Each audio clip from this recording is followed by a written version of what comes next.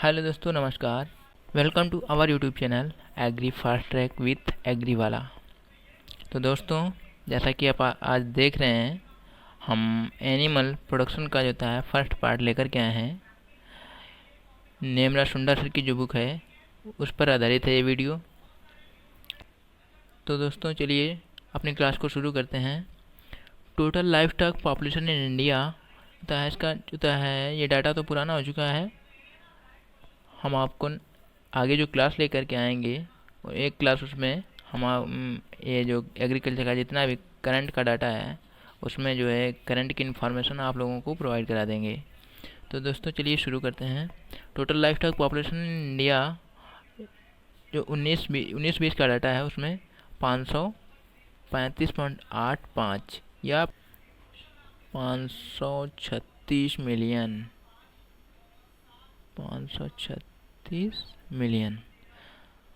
ठीक है दोस्तों, नेक्स्ट देखते हैं। Share of world life stock population in India 15%।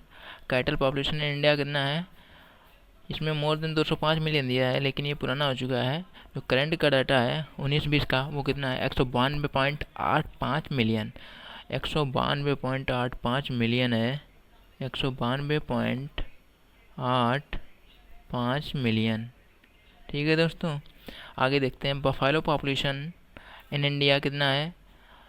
जो 19-20 का डाटा है 109.85 मिलियन है। 109.85 million. 109.85 million.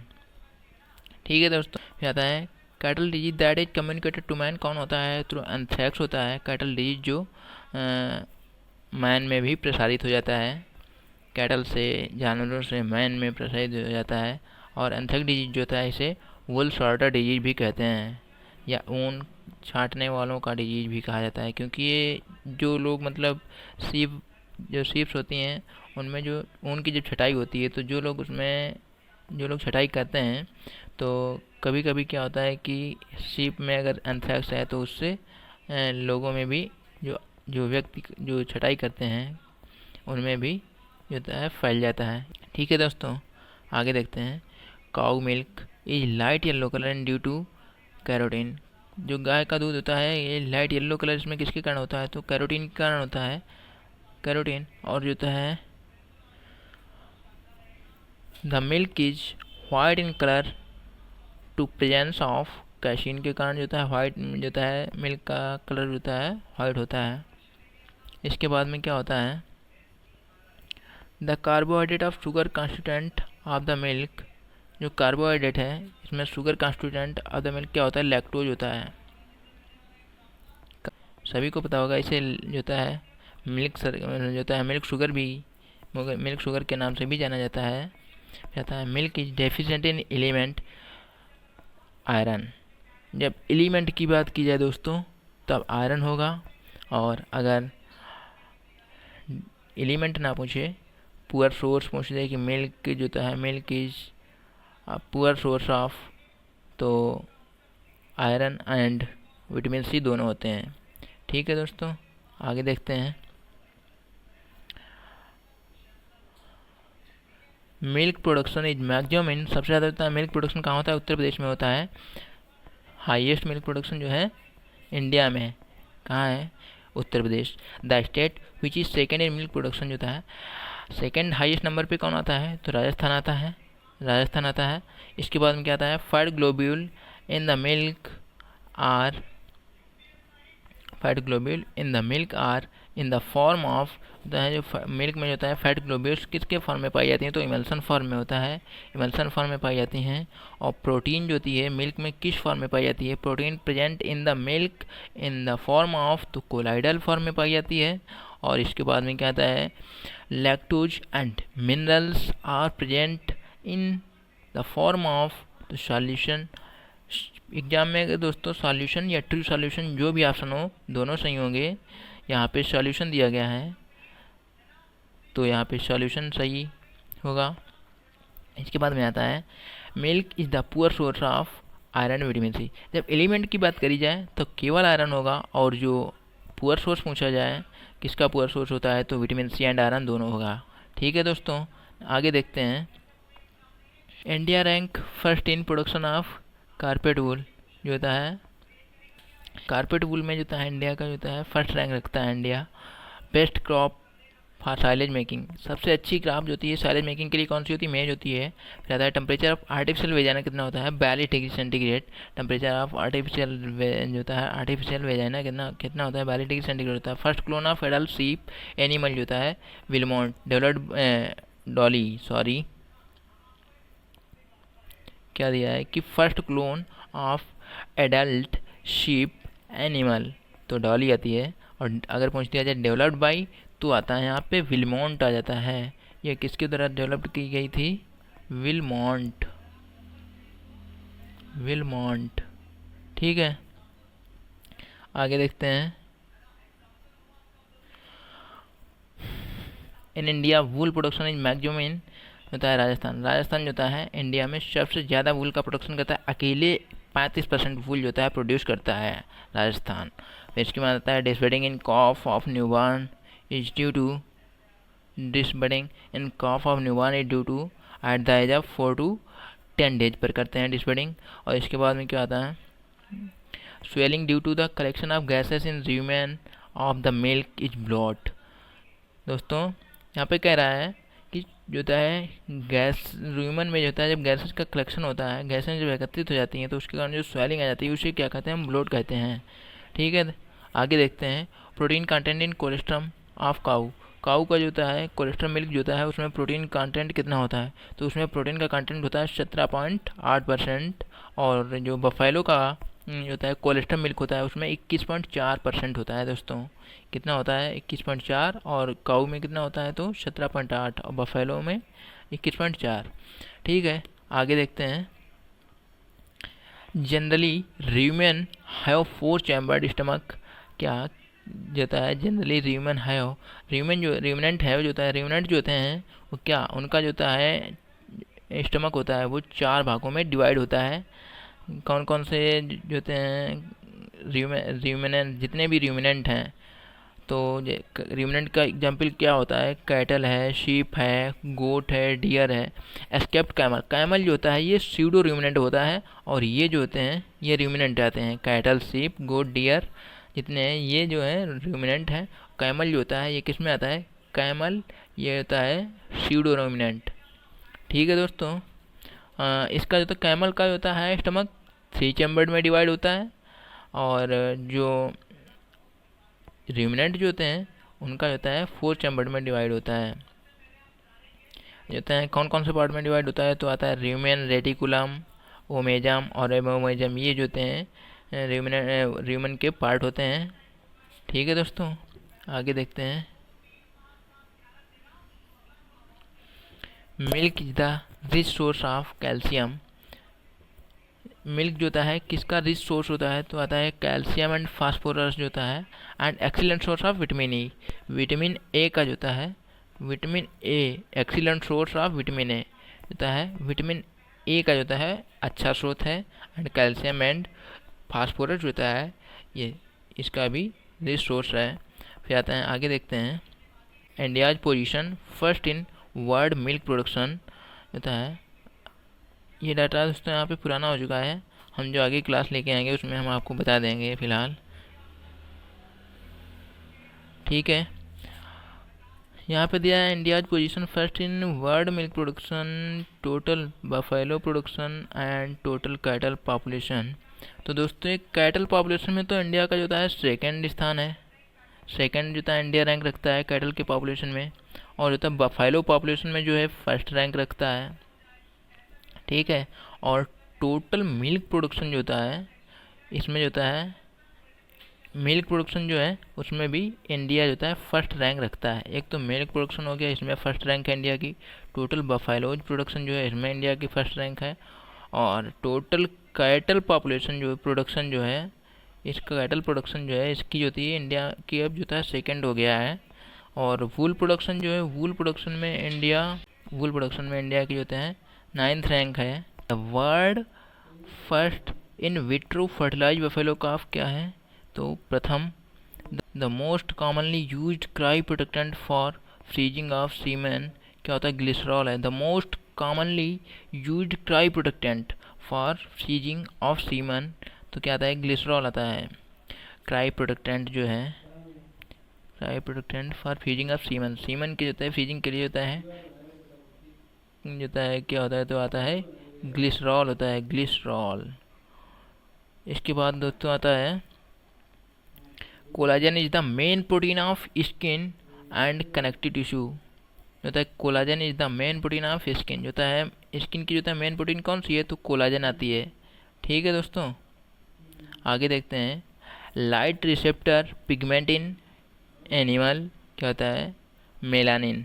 Light receptor pigment in animal, जो होता है एनिमल्स में जो होता है लाइट रिसेप्टर पिगमेंट क्या होता है, तो आता है मेलानिन आता है, मेलानिन। आगे देखते हैं cannibalism is seen in poultry due to, किसके कारण होता है, तो सोडियम क्लोराइड यानी NaCl, Na जो Cl होता है सोडियम क्लोराइड का फार्मूला है, होता है सोडियम क्लोराइड की डिफिशिएंसी से क्या हो जाता है, कैनाबलिज्म डिजीज हो जाता है, वो भी किसमें, पोल्ट्री में। एक यहाँ पे दो क्वेश्चन बन रहे हैं दोस्तों, एक तो कैनाबलिज्म पूछ सकता है कि कैनाबलिज्म जो है किससे रिलेटेड है, तो आता है पोल्ट्री से आएगा, और अगर पूछ दे कि जो है कैनाबलिज्म किसकी डिफिशिएंसी से हो जाता है, तो आता है सोडियम क्लोराइड या NaCl आएगा। ठीक है दोस्तों, आगे देखते हैं क्रैक्ड फिट डिजीज जो होता है, cracked fit disease in poultry, poultry में होता है क्रैक्ड फिट डिजीज होता है, वो किसकी वजह से होता है या किसकी डिफिशिएंसी से होता है, तो cracked feed in poultry caught by होता है, किसकी वजह से होता है, तो डिफिशिएंसी ऑफ बायोटिन, बायोटिन की जो होता है डिफिशिएंसी से जो होता है क्रैक्ड फीड डिजीज हो जाता है। ये भी दोस्तों इसमें भी जो है किसमें होता है, ये पोल्ट्री। कैनाबलिज्म, क्रैक्ड फीड, नाला एंड अल्काली डिजीज जो होता है ये भी पोल्ट्री में होता है। ये नेक्स्ट जो है क्रैक्ड फीड डिजीज होता है किसकी वजह से होता है, तो डिफिशिएंसी ऑफ बायोटिन की वजह से होता है।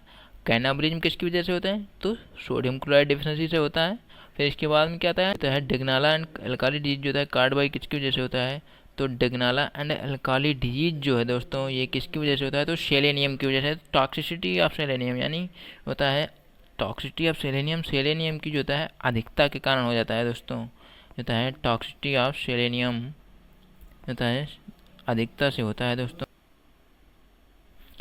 जो होता है क्रैक्ड फीड डिजीज किसकी वजह से होता है, तो डिफिशिएंसी ऑफ बायोटिन, और Degnala and alkali disease caused due to होता है टॉक्सिसिटी ऑफ किसकी वजह से होता है, सेलेनियम की टॉक्सिसिटी से होता है, यानी सेलेनियम की जो अधिकता से होता है। कौन सा डिजीज होता है, तो डेग्नाला एंड अल्काली डिजीज हो जाता है। फिर आता है crazy chick disease is caused by होता है deficiency of vitamin E. Crazy chick disease होता है किसकी वजह से होता है, तो डिफिशिएंसी ऑफ विटामिन ई की वजह से होता है।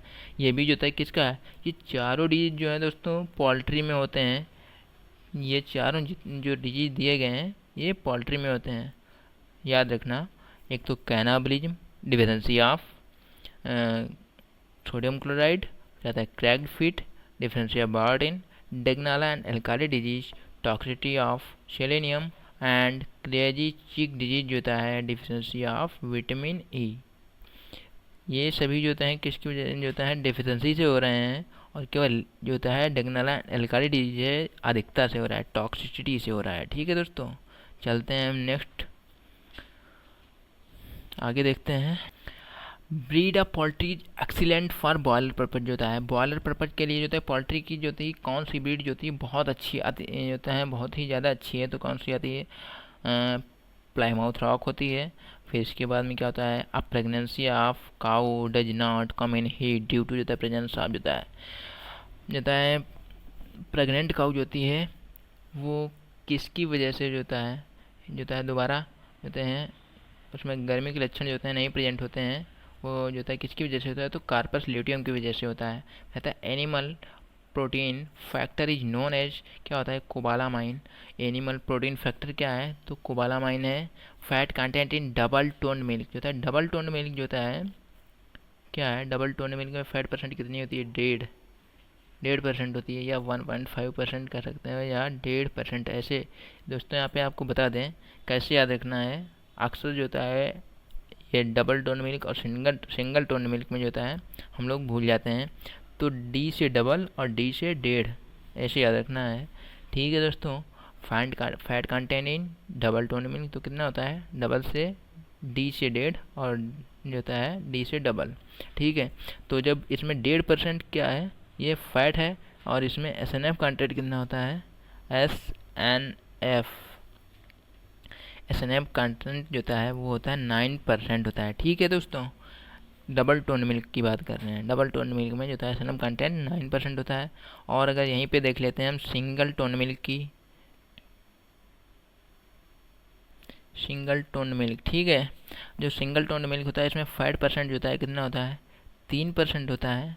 और इसमें एस एन एफ कंटेंट जो होता है S N F content single tone milk में कितना होता है, सिंगल टोन मिल्क तो 8.5% होता है। ठीक है दोस्तों, आगे देखते हैं। Hay can be stored is moisture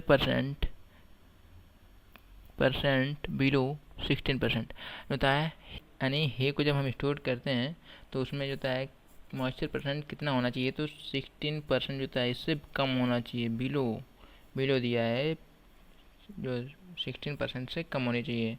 फिर इसके बाद क्या आता है, लीगल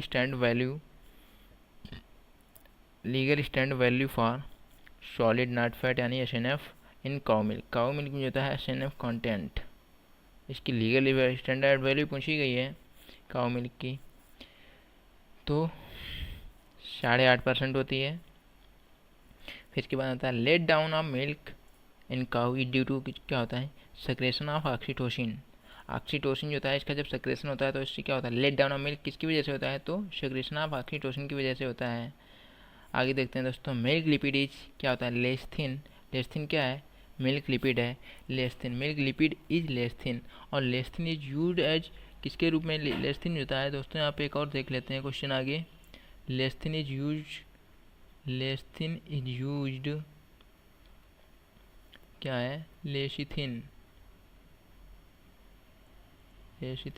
किसके रूप में होता है, तो इमल्सी फाइबर के रूप में होता है, तो लेस्थिन इज यूज्ड एज इमल्सी फायर के रूप में होता है लेस्थिन,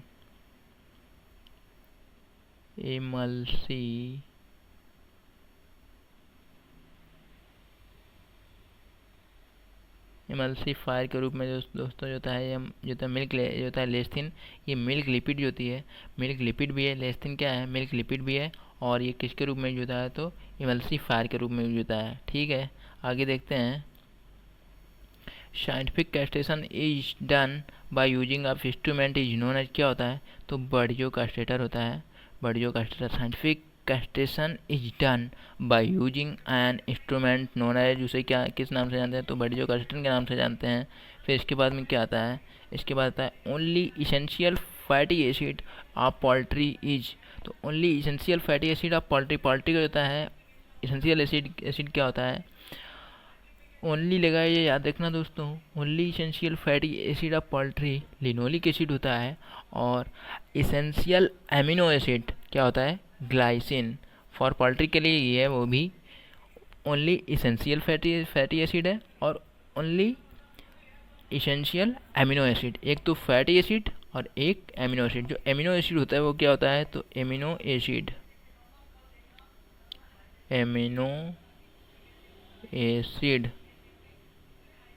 तो जो दोस्तों जो एमिनो एसिड है हमारा वो क्या है, ओनली इसेंशियल फैटी एसिड, तो लिनोलिक एसिड हो गया, और ओनली इसेंशियल एमिनो एसिड तो क्या हो जाएगा, ग्लाइसिन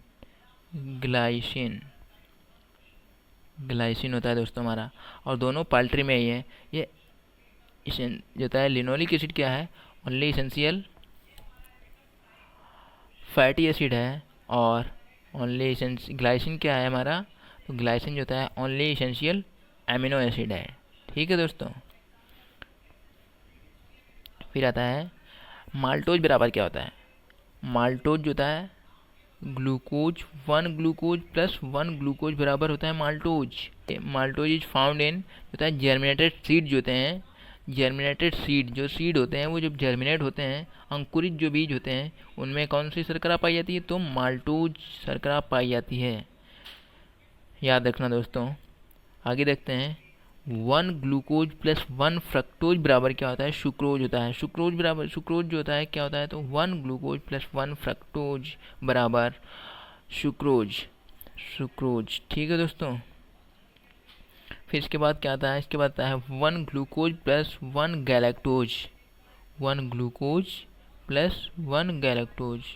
तो 1 ग्लूकोज प्लस 1 गैलेक्टोज बराबर होता है लैक्टोज, जो कि मिल्क शुगर के नाम से जानी जाती है। और इसको किसके नाम से जाना जाता है, तो ये माल्टोज शर्करा किस में पाई जाती है, तो जर्मिनेटेड जो सीड होते हैं, जर्मिनेटेड सीड, जर्मिनेटेड सीड्स, जो अंकुरित जो बीज होते हैं उनमें कौन सी शर्करा पाई जाती है, तो उनमें माल्टोज शर्करा पाई जाती है। ठीक है दोस्तों।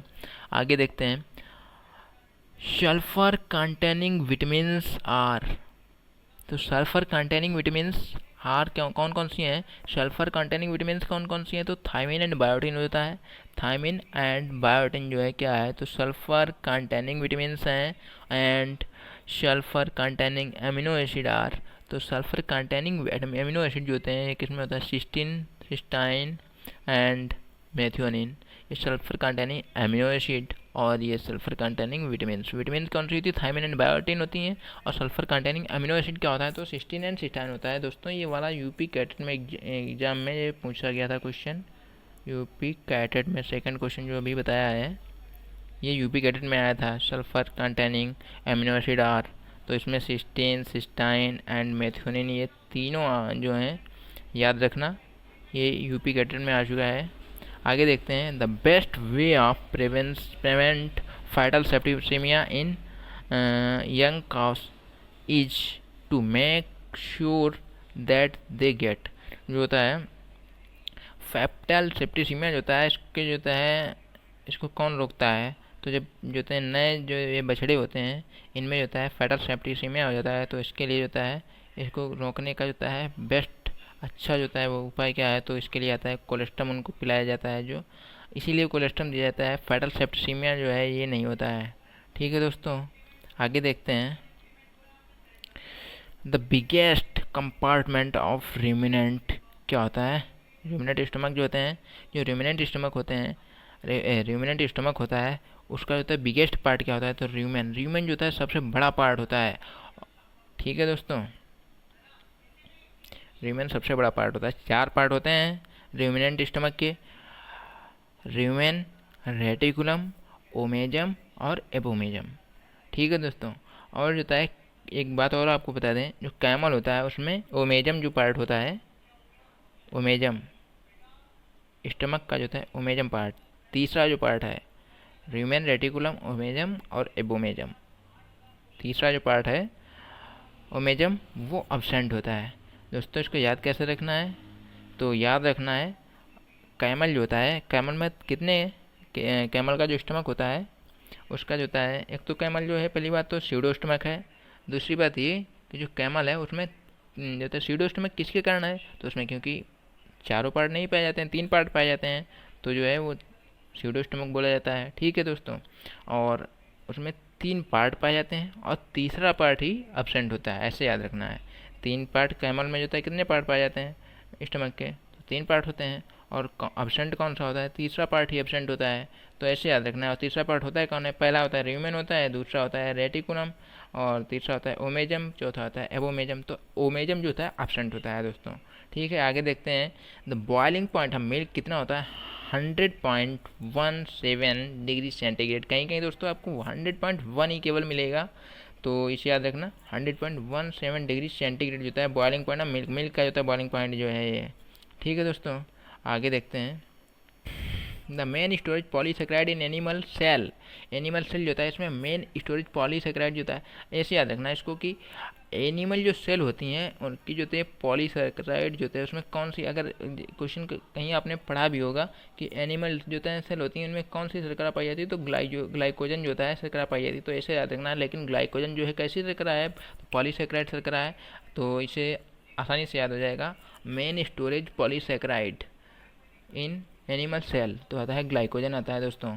इसके बाद में देखते हैं आगे, casein constituent about 80% of the total protein present in milk. Milk में जितनी भी प्रोटीन प्रेजेंट होती है, मिल्क में जितनी % प्रोटीन पाई जाती है, जो भी प्रोटीन प्रेजेंट होती है उसकी 80% जो होता है प्रोटीन, वो कौन प्रोटीन होती है, तो कैसीन होती है। ठीक है दोस्तों, आगे देखते हैं।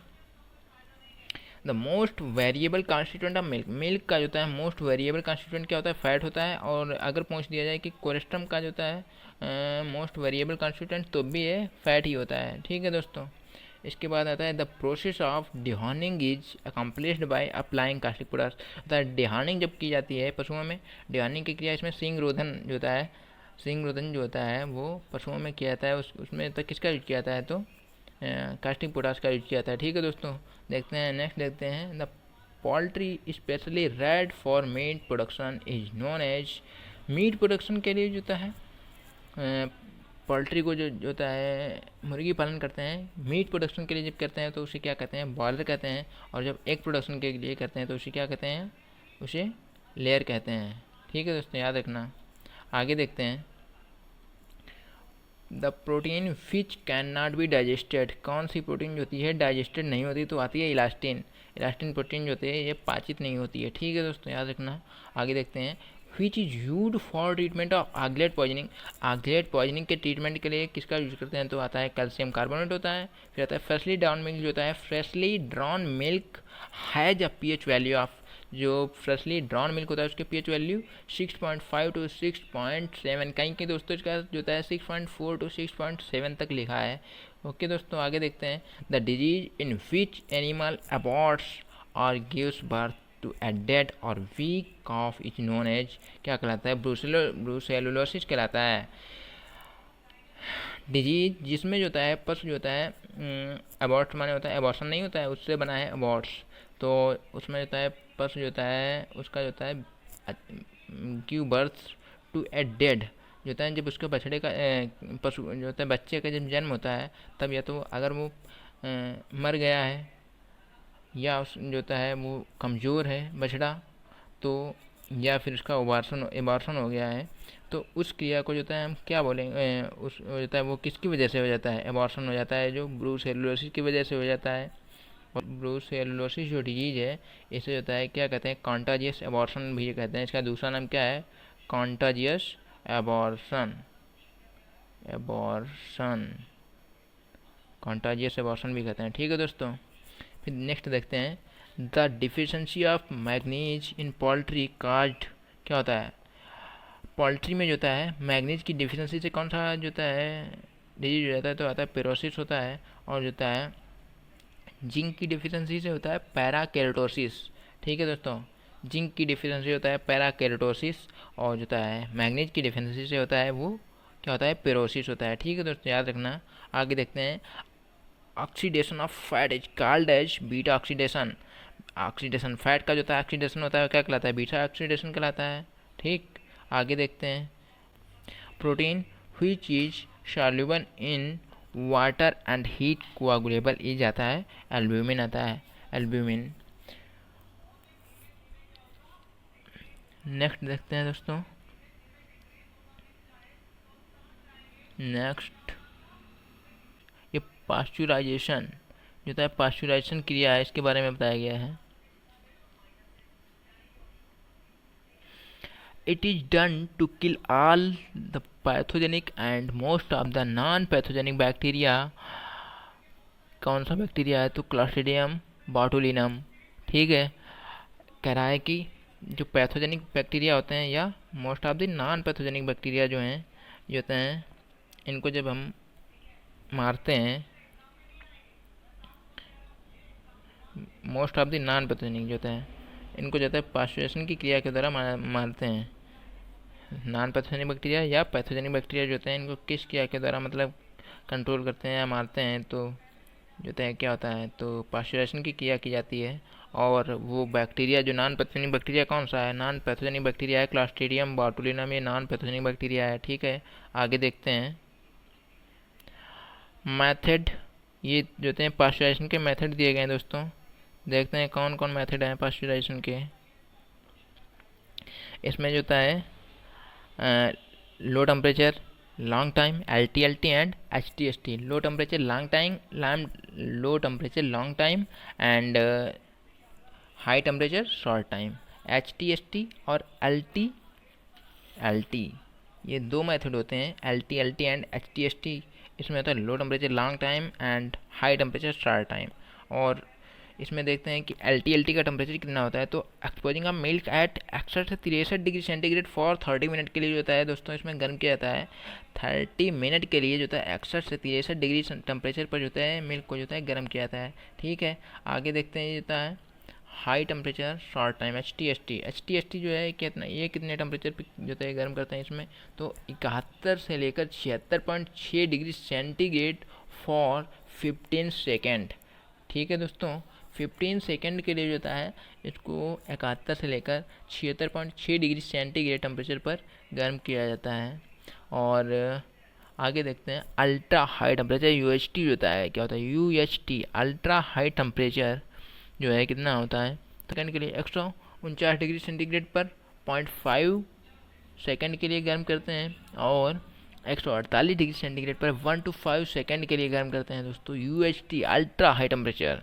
ठीक है, और कह रहा है फॉलो बाय रैपिड कूलिंग, इसे तुरंत जो होता है followed by rapid cooling by 10 degree centigrade और बिलो, जो होता है 10 डिग्री सेंटीग्रेड या इससे कम पर जो होता है तुरंत ही हम रैपिड कूलिंग भी कर लेते हैं।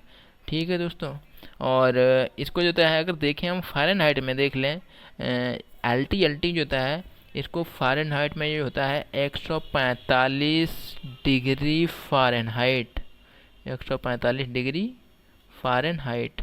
ठीक है दोस्तों, और जो HTST होता है ये 160 डिग्री फ़ारेनहाइट होता है। ये कितना फ़ारेनहाइट में इसे जो होता है चेंज किया जाएगा तो 160 डिग्री फ़ारेनहाइट। ठीक है, 160 डिग्री फ़ारेनहाइट। और ठीक है दोस्तों, फिर आज इतना ही रखते हैं, हम लेके आएंगे नेक्स्ट क्लास और उसमें आगे हम पढ़ेंगे जो भी आगे चैप्टर आएगा, टॉपिक आएगा, वो हम पढ़ेंगे। तो ठीक है, अगर आपको हमारा वीडियो अच्छा लगा हो तो चैनल को सब्सक्राइब करें, लाइक करें, वीडियोज को लाइक करें, चैनल को सब्सक्राइब करें और शेयर करें। दोस्तों, हम आपको बता दें कि अगर कोई भी आपकी क्वेरी हो तो कमेंट बॉक्स में हमें बताएं, या हमारे इंस्टा अकाउंट पर जो है हमें मैसेज कर बताएं। और अगर आपको इस बुक का PDF चाहिए तो कमेंट बॉक्स में कमेंट कर हमें बताएं और हम आपको इसका होता है PDF प्रोवाइड करा देंगे। दोस्तों चलते हैं, थैंक यू, बाय बाय।